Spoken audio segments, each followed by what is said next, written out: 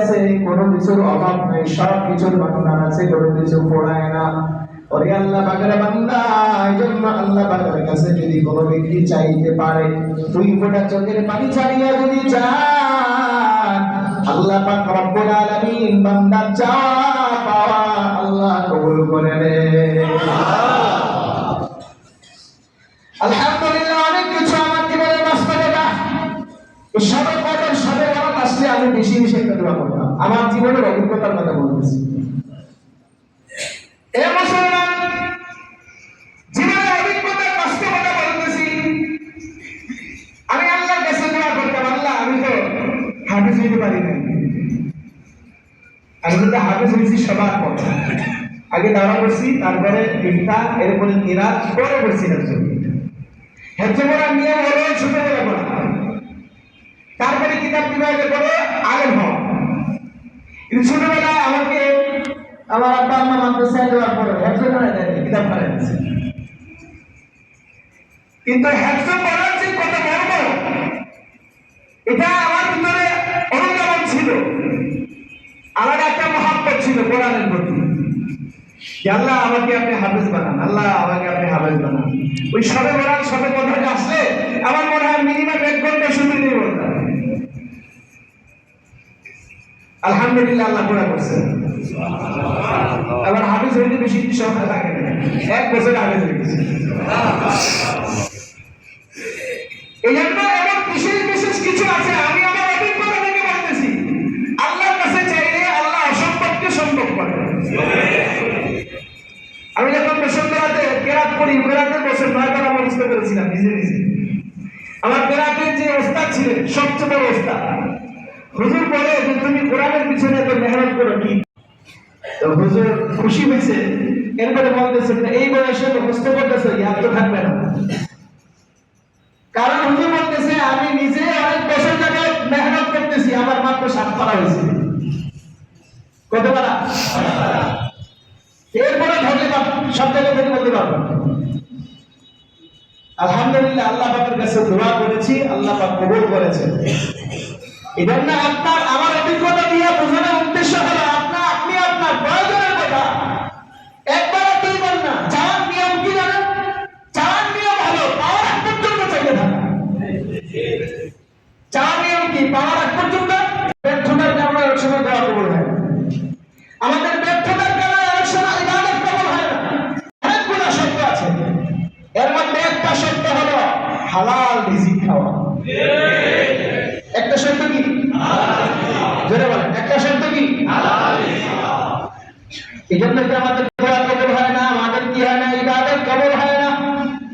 ইবাদতে মজা লাগে না, নামাজে মজা লাগে না, তিলাওয়াতে মজা লাগে না, হুজুরের বয়ান মজা লাগে না, কোরআন হাদিস শুনলে এটার উপর আমল করতে মনে চায় না। তুমি হুজুরেরটা হুজুরে কর না, আমরাটা আমরা করি। কি কথা ঠিক না বেটি?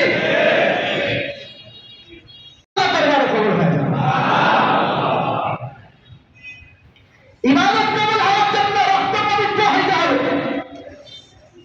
আপনি নামাজ যখন পড়বেন, নামাজ কবুল হওয়ার জন্য নামাজের পূর্বে ওযু শর্ত, শারীরিকভাবে আপনার পবিত্রতা জরুরি। ঠিক তেমনিভাবে আপনার ইবাদত কবুল হওয়ার জন্য আপনার ভিতরে রক্ত নামাজ রক্ত হওয়া যাবে না। অন্য সম্পদ আপনার রক্ত তৈরি হয়েছে, এমন হওয়া যাবে না। চুরির টাকা, সিন্দের টাকা, মামলার টাকা, অন্য সম্পদ দখলের টাকা, চাঁদাবাজির টাকা, দালালির টাকা, ব্যবসা ভেজাল করে সম্পদ উপার্জন করেছেন, এমন টাকা আপনার রক্ত তৈরি হয়েছে। এই রক্ত দিয়ে ইবাদত করলে এই ইবাদত আল্লাহর দরবারে কবুল হয় না। যত ব্যর্থতা আমাদের উপর, আমার ব্যর্থতার কারণে আল্লাহর দরবারে দোয়া কবুল হয় না। এই জন্য দোয়া যদি কবুল করতে চান, দোয়া যদি কবুল করতে চান, আগে তওবা করা। আগে কি করা? আগে কি করা? গুনাহ থেকে আগে তওবা করা। গুনাহ থেকে আগে আল্লাহর দরবারে মাফ চান, এরপরে আল্লাহর কাছে চাইতে থাকেন। আল্লাহ হইতে পারে আপনার তওবার ওসিলায় আল্লাহ পাক আপনার গুনাহ, আপনার দোয়াকে আল্লাহ কবুল করে নেন। সব কিছুর জন্য চাইতে হবে কার কাছে? সব কিছুর জন্য আল্লাহর কাছে যাও। এ মুসলমান, কোনো প্রয়োজন হলে মুসিবত হয়ে গেলে আল্লাহ পাকের কাছে যাও। নামাজ পড়িয়া চোখের পানি ছাড়িয়া তওবা করো। আল্লাহ পাকের কাছে যদি চাইতে থাকো ততক্ষণ পর্যন্ত চাও যতক্ষণ পর্যন্ত তুমি না পাইবা, দেখবেন দোয়া কবুল হয়ে গেছে। এটাই চাওয়ার নিয়ম। আমাদের চাওয়া তো হাত তুললাম আর বললাম রব্বানা আতিনা ফিদ দুনিয়া হাসানা ওয়া ফিল আখিরাতি হাসানা ওয়া কিনা আযাবান নার। কি যে কি কইলো এটা নিজেও জানি না। দোয়া দিয়ে লেখা আপনার আরো বলার দরকার নাই। আপনার মনের যন্ত্রণা, মনের ব্যথা চোখের পানি ছাড়িয়ে ছেড়ে আল্লাহর দরবারে বলেন। নামাজ পড়লাম, আপনি মনে চাইলে নামাজ পড়তে পারেন, মনে চাইলে নফল ইবাদত যেহেতু আরো আছে, কোরআন তেলাওয়াত করতে পারেন, জিকির আজকার করতে পারেন, ইস্তেগফার করতে পারেন, তাসবিহ তাহলিলিয়া পাঠ করতে পারেন, নবীজির উপরে দরুদ প্রেরণ করতে পারেন। এ আল্লাহ পাকের বান্দা, আবার চাইলে আপনি নফল ইবাদত দান সদকাও করতে পারেন, এটাও নফল ইবাদত। আরে মুসলমান, এক কথায় নফল ইবাদত করা, এক নাম্বার হলো নামাজ পড়া, দ্বিতীয় নাম্বার হলো দিনের বেলা রোজা রাখা, তৃতীয় নাম্বার হলো দোয়া করা, বেশি বেশি আল্লাহ পাকের কাছে চাওয়া। আবার আপনার পয়গম্বর জনাব মুহাম্মদুর রাসূলুল্লাহ সাল্লাল্লাহু আলাইহি ওয়াসাল্লাম তিনি কিন্তু দোয়া নিজের জন্য একা করতেন না, কিন্তু দোয়া করতেন বরং সমস্ত উম্মতের জন্য তিনি দোয়া করতেন। এই রাত্রে যখন আসছে ইশারার নামাজের পর নবীজি তখন ঘরের মধ্যে গিয়া জামা পরিবর্তন করিয়া সুন্দর ভালো জামা চৌধুরীর জামা পরিয়া তিনি ঘর থেকে বের হয়ে আল্লাহর পয়গম্বর মদিনার কবরস্থানে চলে গেল। এরপরে গিয়া তিনি হাত উঠাইয়া সমস্ত মুমিন মুমিনাতের জন্য আল্লাহ পাকের কাছে দোয়া করে, কামনা করে।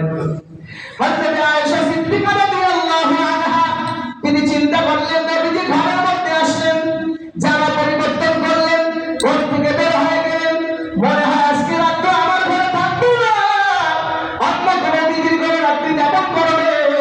হযরত আয়েশা সিদ্দিকা তিনি খোঁজ করলেন নবীজি কোন ঘরে আছে, খুঁজতে খুঁজতে কোনো ঘরে পাওয়া গেল না। নবীজিকে খুঁজতে খুঁজতে পাওয়া গেল মদিনার কবরস্থানের পাশে দাঁড়িয়ে আল্লাহর পয়গম্বর হাত তুলিয়া উম্মতের জন্য দোয়া করেন, আল্লাহ আমার উম্মত বড় গুনাহগার, আমার উম্মতের জন্য মাফ চাই, আয় আল্লাহ আমার উম্মত সমস্ত উম্মতকে আপনি কিয়ামতের আগ পর্যন্ত মাফ করিয়া দেন। আল্লাহ পাকের দরবারে এইভাবে দোয়া করা শুরু করলেন। হযরত আয়েশা সিদ্দিকা রাদিয়াল্লাহু আনহা তিনি দোয়ার পরে তখন আয়েশা সিদ্দিকাকে বলতেছে, আয়েশা ভালো করে খেয়াল করো, এই রাতটা হলো শবে বরাতের রজনী, শাবানের 15 তারিখ দিবাগত রাত্রি, 14 তারিখ দিবাগত রাত্রি, এটা হলো এমন একটা গুরুত্বপূর্ণ রাত্র। এই রাত্রের মধ্যে আল্লাহ পাক বনি কুরাইজা যত প্রক্রিয়া আছে সেই পরিমাণে বান্দাদের গুনাহ মাফ করিয়া থাকেন। এই জন্য আমার উম্মতের জন্য আমি দোয়া করতেছি, আল্লাহ পাক যেন আমার উম্মতদেরকে মাফ করিয়া দেয়। এই হাদিস থেকে কি বুঝতে পারলাম, এই রাত্রির মধ্যে কবরস্থানের ব্যক্তিদের জন্য, মৃত ব্যক্তিদের জন্য দোয়া করা এটাও নবীর সুন্নাত। ঠিক না বেটি? তাহলে চারটা আমল পাইলাম, কয়টা আমল? এক নম্বর হলো নামাজটা পরিবাদত করা, দ্বিতীয় নম্বর দিনের বেলা, তৃতীয় নম্বর হলো আল্লাহ পাকের কাছে দোয়া করা, চতুর্থ নম্বর হলো কবরস্থানের ব্যক্তিদের জন্য দোয়া করা। কয়টা আমল? আপনাদের কাছে আমার একটা প্রশ্ন, নবীজি কবরস্থানে গিয়েছেন, কবরবাসীর জন্য দোয়া করেছেন, তার সাথে কয় হাজার মুসল্লি ছিল? আরেকজনের মানে কয় হাজার? একা ছিলেন? নবীজি জামাতে দোয়া করে নাই, হাজার হাজার মুসল্লিদেরকে নিয়ে দোয়া করে নাই, নবীজি একা দোয়া করেছেন। এখান থেকে ইসলাম বলতে কি বোঝেন? ইসলাম বলতে আপনাকে বুঝতে হবে আল্লাহর কোরআন, নবীজির সুন্নাত, যে